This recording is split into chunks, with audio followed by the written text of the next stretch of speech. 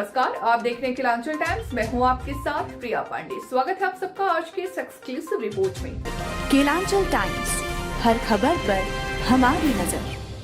जी हाँ, आज हम बात करने वाले हैं उस खबर के बारे में जो पूरे देश की जनता को झकझोर कर रखती है। जी हाँ, हम बात कर रहे हैं श्रद्धा मर्डर केस मामले के बारे में। जैसा कि आप कई दिनों से सुनते आ रहे हैं, इस श्रद्धा मर्डर केस के मामले में जो कि एक ऐसी लव स्टोरी है जो हिट स्टोरी में तब्दील हो गई। जी हाँ, एक ऐसा किलर मानो जिसने कई सीरियल किलर्स को भी पीछे छोड़ डाला। तो जैसा कि आप सबको पता है कि 18 मई को श्रद्धा ने अंतिम सांस ली, जो अपने ही बॉयफ्रेंड के द्वारा जिसे मार दिया गया। और तो और ये लव स्टोरी ऐसी रही कि दुनिया अब इसे हमेशा आगे किसी से भी प्यार करने से पहले और लिविंग रिलेशनशिप में रहने से पहले 10 बार सोचेगी। ये एक ऐसी स्टोरी है जहां पे एक बेटी ने अपने माँ बाप के खिलाफ जाकर के एक लड़के के साथ अपनी जिंदगी बिताने का सोचा था, लेकिन उसे क्या पता था कि उसे अपनी जिंदगी इस तरीके से गंवानी पड़ेगी। जी हाँ, श्रद्धा और आफ्ताब एक डेटिंग ऐप के जरिए मिले थे। उनकी लव स्टोरी 2019 में मुंबई में शुरू हुई थी। जैसे ही श्रद्धा के घर वालों को पता चला उनके लव स्टोरी के बारे में कि उसका बॉयफ्रेंड जो है मुस्लिम है, उन्होंने ऐतराज जताना शुरू कर दिया था। लेकिन श्रद्धा ने उनकी एक नहीं मानी। उसने कहा कि मैं अब 25 साल की हो गई हूँ, मैं अपने डिसीजन खुद ले सकती हूँ। 2022 मई में श्रद्धा और आफ्ताब दिल्ली पहुंचे, जहां उन्होंने लिविंग रिलेशनशिप में रहना शुरू किया, जो मेहरौली के छतरपुर इलाके में एक रूम रेंट लेकर के वो दोनों रहा करते थे।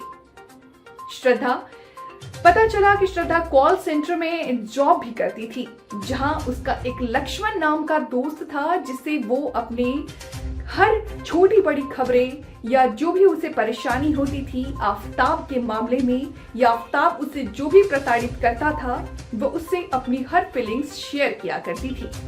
जी हाँ, ये एक ऐसी मौत है जिसे जान करके सभी की रूह कांप जाएगी। श्रद्धा को आफ्ताब ने गले दबाकर मारा, उसके बाद उसके 35 टुकड़े किए। उस 35 टुकड़े को मेहरौली के जंगल में आधी रात को 18 दिन तक वो लगातार एक एक करके फेंकने जाता था। ये खबर से सबकी रूह कांप जाएगी कि रात के 2 के 2:30 बजे वो हर रात सबके सोने के बाद वो एक एक बॉडी पार्ट्स को मेहरौली के जंगल में फेंकता था। उस बॉडी पार्ट्स को रखने के लिए उसने एक नया फ्रीज लिया था। उस फ्रीज में वो सारे बॉडी पार्ट्स को रखता था और बगल में अगरबत्ती जलाता था, ताकि उसकी बदबू बाहर ना जाए और किसी को शक ना हो। और तो और उसके धड़ को उसने उसी फ्रीज में रखा था। उस धड़ को वो संवारता था, उसके बालों को संवारता, उसको प्यार करता था, कभी कभी गुस्सा आने पे उसको मारता भी था। सबसे घिनौनी बात तो तब हुई जब उसी फ्रीज में वो अपना खाना भी रखा करता था, ताकि बाहरी लोगों को शक ना हो। श्रद्धा के बारे में श्रद्धा के पिता लक्ष्मण, यानी जो श्रद्धा के दोस्त थे, उनसे हाल चाल लिया करते थे। जब 6 महीने बीत जाने के बाद श्रद्धा का कोई अपडेट नहीं मिला तो उनके पिता परेशान हो गए और उन्होंने यहाँ पे आकर के पता किया कि आखिर मामला क्या है। तो उन्होंने पुलिस कंप्लेन की। उसके बाद पुलिस ने आफ्ताब को उनके फ्लैट से गिरफ्तार किया। गिरफ्तारी के बाद आफ्ताब ने अपनी जुबान से सारी सच्चाई को और इस मर्डर केस मामले को खुद से कबूला है। अब उनके बातों में कितनी सच्चाई है और कितनी झूठ है, ये तो वक्त ही बताएगा।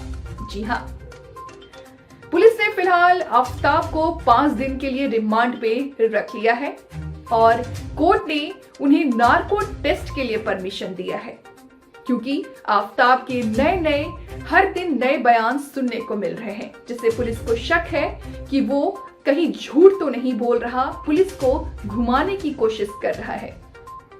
अब इस टेस्ट के बाद ही चल पाएगा कि आफताब के शातिर दिमाग में आखिर चल क्या रहा है।